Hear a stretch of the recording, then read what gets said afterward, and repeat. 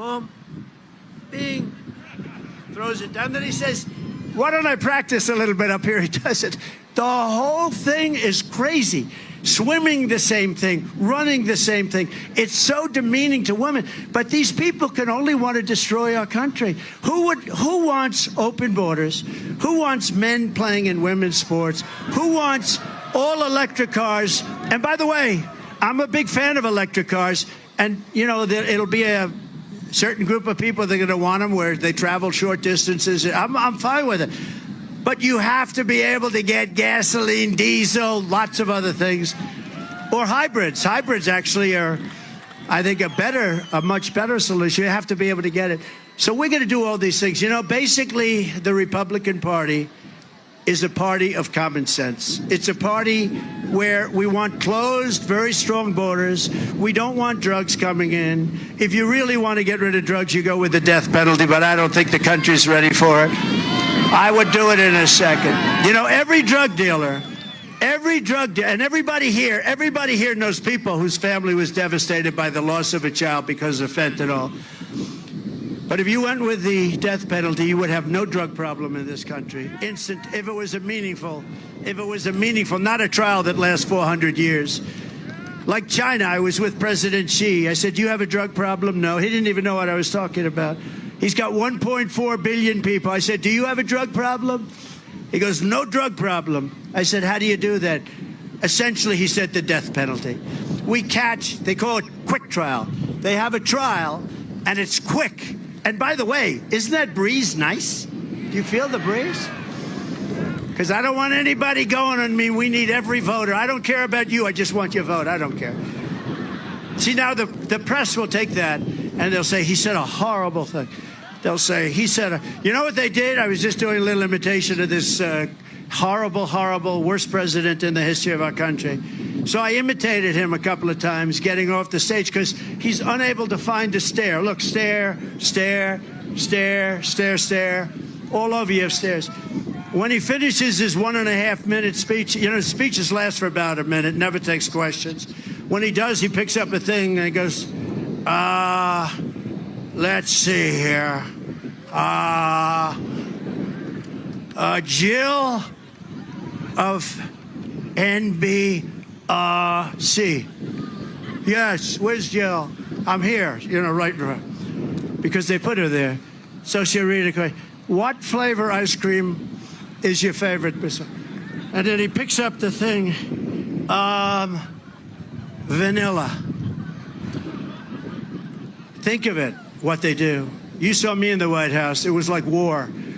What they do is they give the guy the question and the answer. They never did that with me. He's reading the answers to questions. He's calling a reporter from NBC fake news, CBS fake news, CNN, ABC. They're all pretty much the same. MSNBC is probably the worst, probably the most evil. They're sick. These are sick people. But they're all sort of the same. They're all bad. And they're all very dishonest. So, no, they know what I'm saying. I love that. I love you people. Where the hell are you from? Wow. I got to find out what was the magic word that got that little. But we're not going to let this happen with our country anymore. We're taking back our country. So when we get in, it's going to go very rapidly. We're going to do a lot of things. We're going to look very strongly at J6. Those people, there has never been people treated more horrifically than J6 hostages. Look at yesterday. They're picketing in front of the White House, and they're marking up the columns with red paint that doesn't come off, by the way. You have to probably sandblast it off.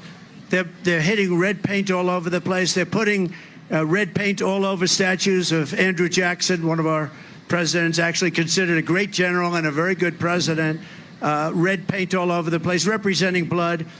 They're closing up gates. They're stampeding all over the place. And they can do whatever they want. They can do whatever they want. Nothing happens. Nothing happens. And we're going to change that around. We want to be fair. So we're going to change that. And we're going to change it. And we're going to change it fast. But those J6 warriors, they were warriors, but they were really more than anything else. They're victims of what happened. All they were doing is protesting a rigged election. That's what they were doing. And then the police say, go in, go in, go in, go in. How about Scaffold Joe, the guy on the scaffold? Or how about the big FBI guy or whatever, wherever he comes from? Go on in, everybody, go on in. What a setup that was. What a horrible, horrible thing. And, you know, that blows two ways. That blows two ways, believe me. And we don't want anybody doing something, but what they did to some of those people. They have yesterday a grandmother who's 72 years old who was praying. She was praying, and they arrested her for, I think, 4 years or something, right? 4 years. They put her in jail. It's sick what's happening. And I don't know why a Catholic would be voting for Joe Biden, because they have gone after Catholics at a level that nobody knows what's going on with Catholics. But they're going after Christians. They're going after evangelicals.